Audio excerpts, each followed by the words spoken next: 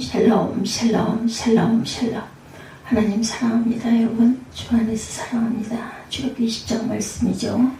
제1계명 유일하신 하나님. 3절에 보니까 20장 1절부터 3절까지 보죠. 하나님의 이 모든 말씀으로 말씀하여 이르시되 나는 너를 애굽 땅 종되었던 집에서 인도하여 낸 내 하나님 야훼니라. 3절입니다. 너는 나 외에 다른 신들을 내게 두지 말아라. 이렇게 말씀을 하세요. 우리 모두들에게, 인간들에게 신앙이란 과연 무엇인가? 너는 나 외에는 다른 신을 내게 두지 말라. 제1계명입니다. 하나님 앞에 다른 신을 두지 말라고 말씀하시죠. 신앙의 대상이 누구인가를 명백히 밝히는 말씀입니다. 우리가 섬길 대상은 하나님 한 분이십니다. 그러므로 참 하나님 한 분만을 섬기되 다른 신은 절대로 섬기지 말아라. 이것이 제1계명의 뜻입니다. 제1계명은 신앙의 대상을 규정하고 있어요. 이 신앙의 대상을 논하려면 먼저 신앙이란 무엇인가? 신앙의 의미부터 얘기해야 되죠. 인간에게 신앙은 과연 무엇일까요? 또한 그 신앙은 인간에게 꼭 필요한 것인가? 그 대답 대신 소설 한 편을 한번 봅니다. 프란츠 카프카의 소설 중에 변신이라는 작품이 있어요. 주인공은 그레고르 그 자무자라는 이 사람이에요. 그레고르 자무자 주인공의 이름이. 그런 평범한 세일즈맨이었습니다. 근데 어느 날 자고 아침에 일어나 보니 자신이 한 마리의 징그러운 벌레가 되어 있답니다. 이 충격적인 사건에 대해서 그는 누구에게도 설명을 할 수가 없었어요. 집으로 찾아왔던 회사 직원은 놀라 도망가고 부모는 기절하고 맙니다. 절망적인 것은 그가 이런 상황을 전혀 극복하지 못하고 점점 쇠약해져서 마침내 죽어버렸다는 거예요. 카프카의 눈으로 본 인생은 너무나 비극적이었습니다. 쌩쌩하게 잘 나가던 사람들이 어느 날 갑자기 밀려나서 사람 대접을 받지 못하다가 그냥 쓸쓸히 인생을 마감해버린다는 의미입니다. 그들에게 내일이란 없었어요. 영혼의 세계도 없습니다. 인생은 살려고 발버둥 치다가 벌레처럼 그냥 죽어가는 비참한 존재일 뿐이었다. 바로 이것이 하나님 없는 사람, 신앙 없는 사람들이 살아가는 모습이라는 것이죠. 신앙은 인간 존재의 기반이고 삶의 목표고 삶의 의미고 삶의 가치입니다. 인간에게 신앙이 없다면 그는 벌레와 같이 살다가 죽는 의미가 없는 존재가 될 뿐이다. 신앙이 없을 때 소설을 읽고 깊은 시름에 빠진 적이 있었던 어떤 분의 말입니다. 오늘 아침에 일어난 나는 어제 저녁에 잠자리에 들었던 내가 맞을까? 아니면 어젯밤에 나와는 다른 나인가? 나라는 존재는 과연 믿을 만한 존재인가? 나도 장차 전혀 원하지 않는 인생의 모습으로 변했다가 그냥 망해버리는 것은 아닌가? 모든 것이 허무해졌다 그래요. 책을 읽으려면 은혜로운 책을 읽어야 되겠죠. 엉뚱한 책을 읽으면 허무주의에 빠지기 쉽습니다. 이런 생각의 나락에서 탈출할 수 있었던 것이 이 주인공은 하나님을 믿고 나서부터다 이렇게 고백하고 있습니다. 카프카가 생각한 그레고르 자무자의 인생은 절대자가 없는 세상에서의 인생들의 모습이라는 것. 즉 하나님 없는 인생이 얼마나 무의미하게 살다가 허망하게 끝나는지를 보여주고 있었다는 거죠. 신앙이 없는 사람에게는 아무것도 믿을 것이 없었다고 해요. 직장 동료, 가족들은 물론 나 자신조차도 믿을 수가 없었다고 합니다. 내가 누군지 사람인지 벌레인지 알지를 못했었다. 그들에게 정해진 것은 아무것도 없었다고 그래요. 과거도 현재도 미래도 불확실합니다.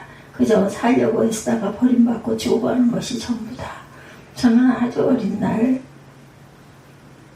만약에 지옥에 떨어지면 어떻게 하나 얼마나 무서울까.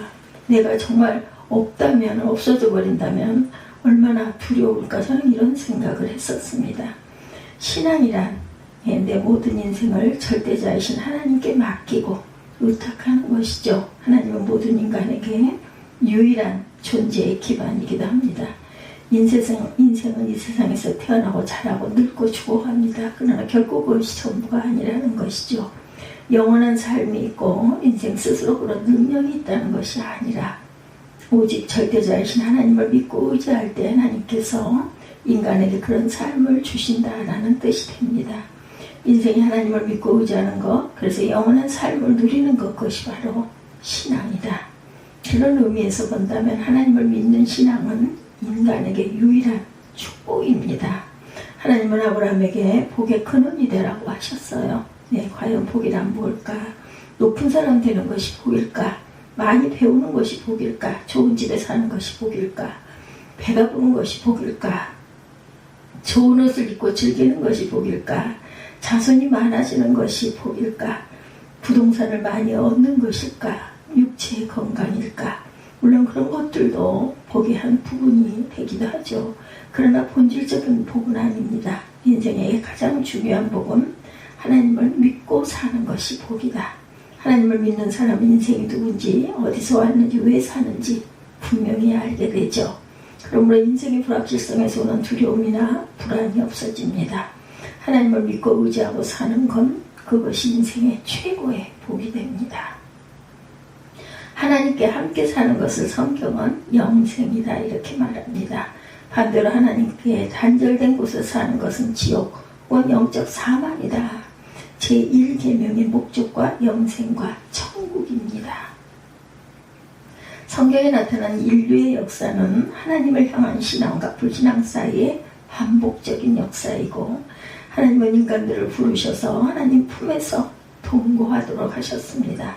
반면에 인간들은 하나님의 품을 떠나서 임의대로 살려고 야둥바둥합니다. 아담을 에덴에서 추방하신 후에 하나님은 이런 말씀을 하시죠. 창세기 3장 22절입니다. 야훼 하나님이 가라사대 보라, 이 사람이 선악을 아는 일에 우리 중 하나같이 되었으니 그가 그 손을 들어 생명나무 실과도 따먹고 영생할까 하노라 하시고, 인류가 타락하기 전에 하나님은 에덴에 영생하는 생명나무를 준비하셨죠. 아담이 타락한 이후에도 하나님께서는 인생들을 부르셔서 하나님과 동거하도록 하셨어요. 즉 영생의 기회를 주신 것이죠. 믿음의 사람들은 항상 이 영생을 바라고 소망합니다.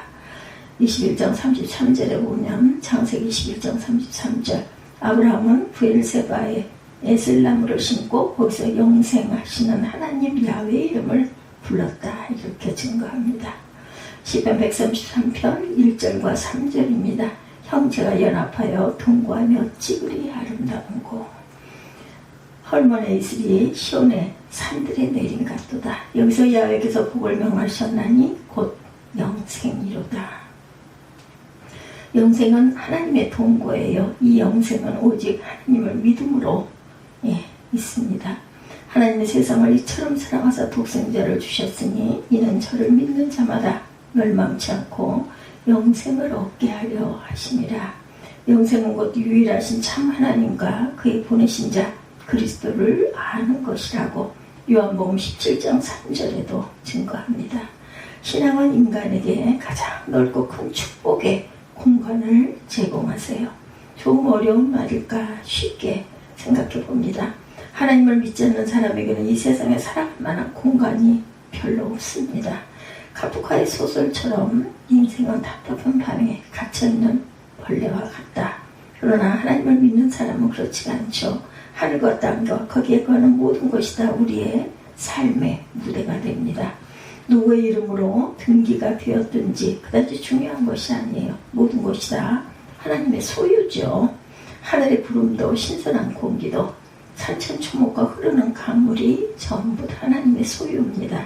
하늘을 나는 새, 물고기와 들짐승들이 다 하나님 소유, 밤하늘의 별들이 하나님의 소유입니다.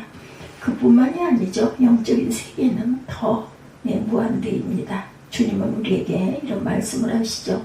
요한복음 14장 1절에서 3절, 너희는 마음에 근심하지 말라. 하나님을 믿으니 또 나를 믿으라. 내 아버지 집에 거할 곳이 많도다. 그렇지 않으면 너에게 일렀으리라. 내가 너희를 위하여 처소를 예비하러 가노니 가서 너희를 위하여 처소를 예비하면 내가 다시 와서 너희를 내게로 영접하여 나 있는 곳에 너희도 있게 하리라.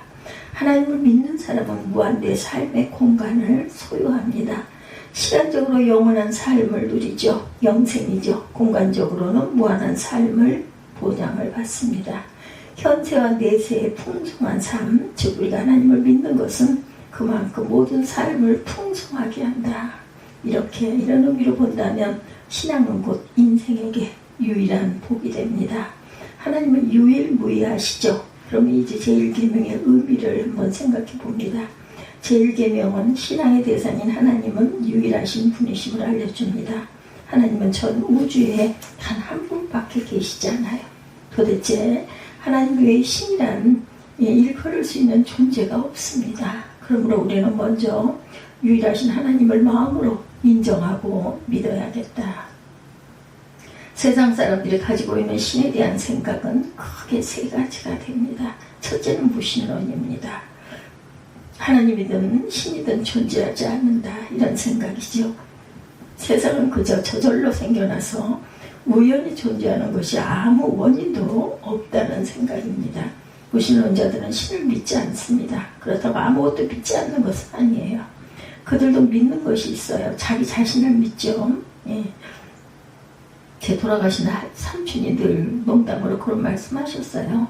내 주먹을 믿으라, 나 자신을 믿는다, 이런 이야기를 해서 어린 날 제가 웃은 적들이 있습니다. 그들은 믿는 것이 자기 자신이다. 경험을 믿고 지식을 믿습니다. 그리고 우연과 유행을 믿습니다. 첨단 과학을 믿고 철학을 믿습니다. 하나님을 믿지 않을 뿐이지 믿을 만한 것들은 다 믿어요. 둘째는 불가지론입니다. 신이 있는지 없는지 모르겠다는 거죠. 영혼이 있는지 없는지, 천국과 지옥이 있는지 없는지, 귀신이 있는지 없는지, 물질 세계가 과연 존재하는 것인지, 이 세상의 모든 것들이 진정 존재는 하는 것인지, 있는 것이 있는 것인지, 있는 것이 없는 것인지, 없는 것이 있는 것인지, 없는 것이 없는 것인지 알 수가 없다는 겁니다. 셋째는 유실론입니다. 유실론은 크게 두 가지로 구분되죠. 첫째는 다신론, 둘째는 유일신론. 다신론은 신이 여럿이라고 생각합니다. 범신론이라서 자연신론처럼 눈에 보이는 것이 모두 다 신이다, 이런 생각들도 합니다. 그래서 로마 신화에 보면 신들이 아주 많죠. 무수히 많습니다. 해, 달, 별, 하늘, 바다, 불, 산, 동물들이 다 신이에요. 헬리오스, 포세이돈, 아프로디테, 우리노스, 헤파이토스, 하데스, 이집트의 신들 전부 다 신이죠. 해, 달, 별, 코브라, 자칼, 개구리, 날강, 소 전부 다 신이 됩니다. 우리나라 사람들이 섬기는 신들은 장수와 또 관련이 많았던 것 같아요. 태양신, 또한 달신, 그리고 칠성린, 산신령, 용왕, 고목나무 귀신, 바위귀신, 부두막 귀신, 대들보 귀신, 장독대 귀신. 그러나 사람들이 어떤 신관을 갖고 있든지 그것은 그다지 중요하지 않아요. 더 중요한 것은 실제 사실입니다. 유일하신 창조주 하나님이 계시다면 인간이 다신론을 믿든 무신론을 믿든 아무런 상관이 없습니다. 하나님이 그냥 계시죠. 만일 하나님이 계시지 않는다면 인간이 신에 대해서 이러쿵저러쿵 얘기하는 것도 아무 의미가 없습니다. 인간의 생각과 상관없이 하나님 뜻대로 뭐든지 하실 것이기 때문이에요. 실제로 성경은 하나님의 존재에 대해서 어떤 설명으로 시작하지 않아요. 그냥 하나님이 천지를 창조하시다는 사실부터 말씀합니다. 태초에 하나님이 천지를 창조하시니라. 믿든지 말든지 팩트라고 그러죠. 중요합니다. 하나님은 스스로 계신 하나님이다. 그리고 그 하신 일을 인간에게 알리실 뿐입니다. 성경은 유일하신 하나님을 선포합니다.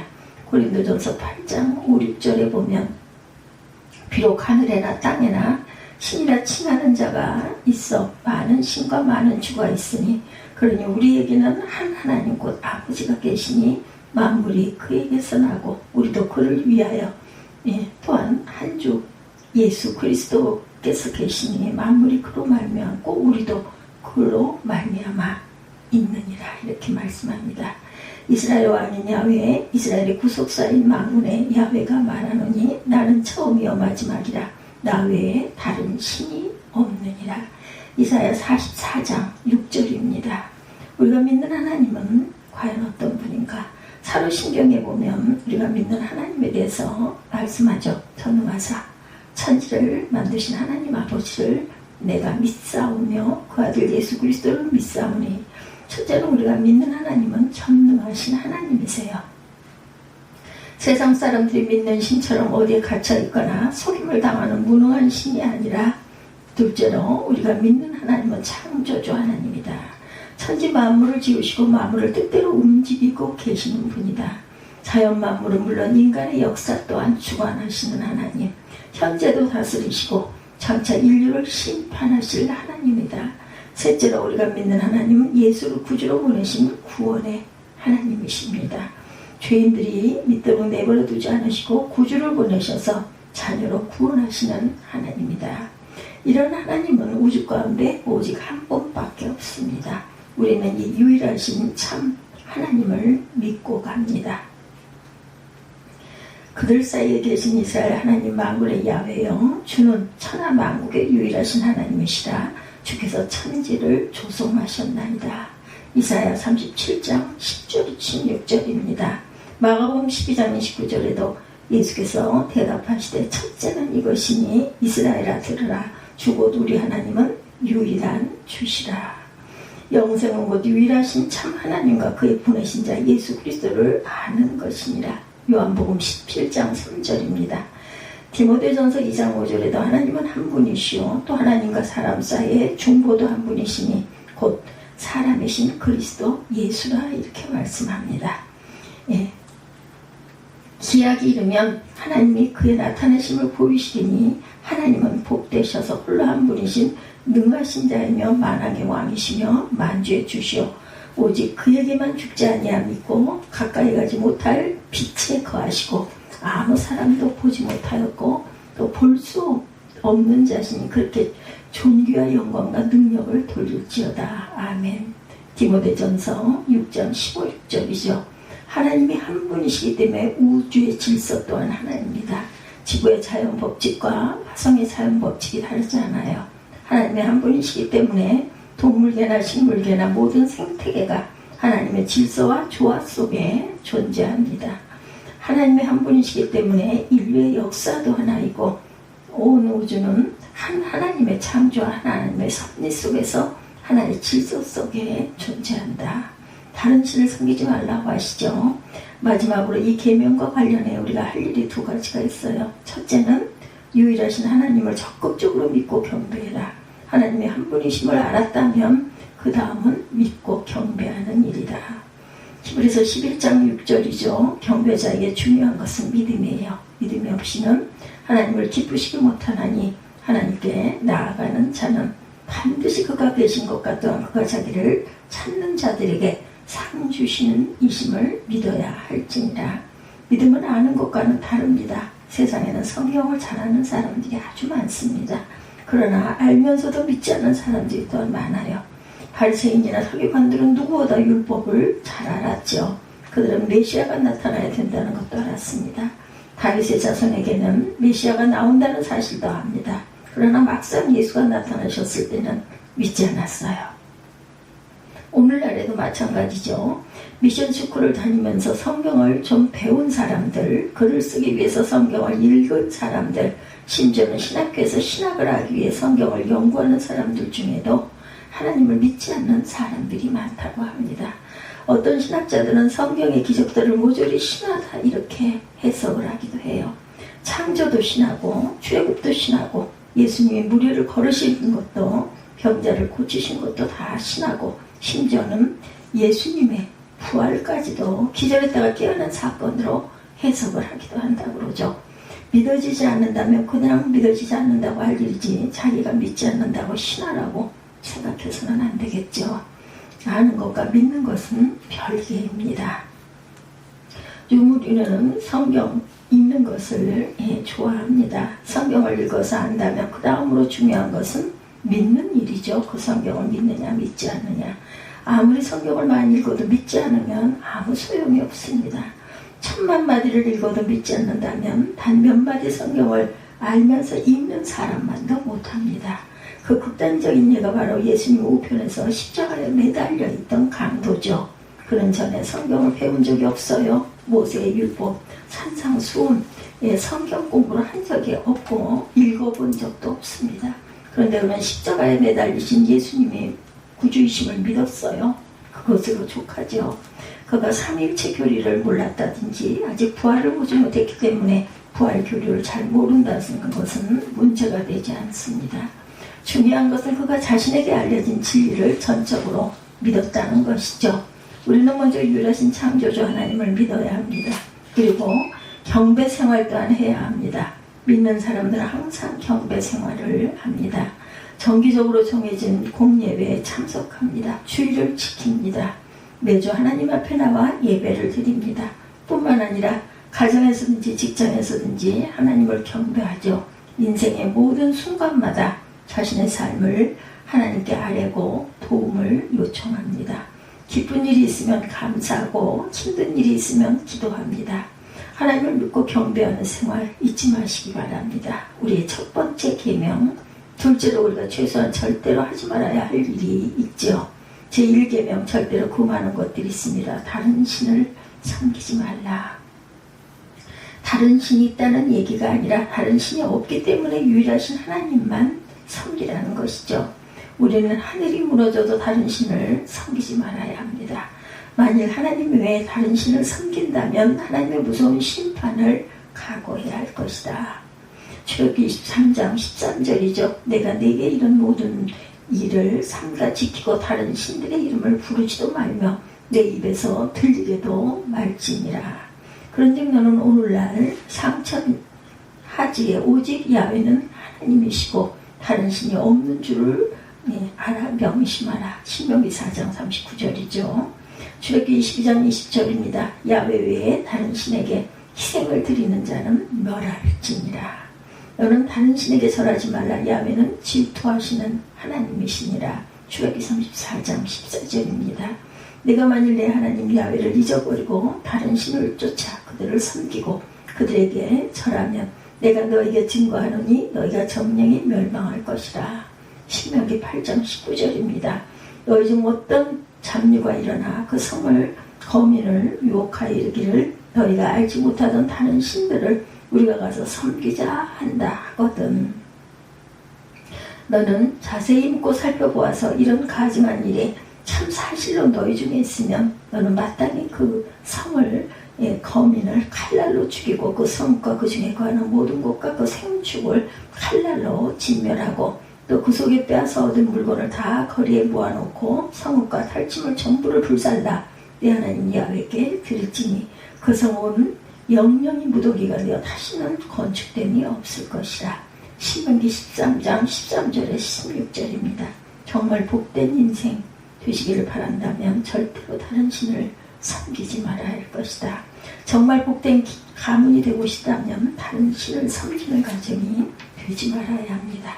정말 복된 민족이고 나라가 되려고 한다면 나라를 다스리는 지도자들이 절대로 다른 신을 섬겨서는 안 될 것입니다. 하나님 앞에 다른 신을 섬김으로 벌받는 것에 피한다면 우리가 세상에서 받는 어떤 재앙도 아무것도 아닙니다.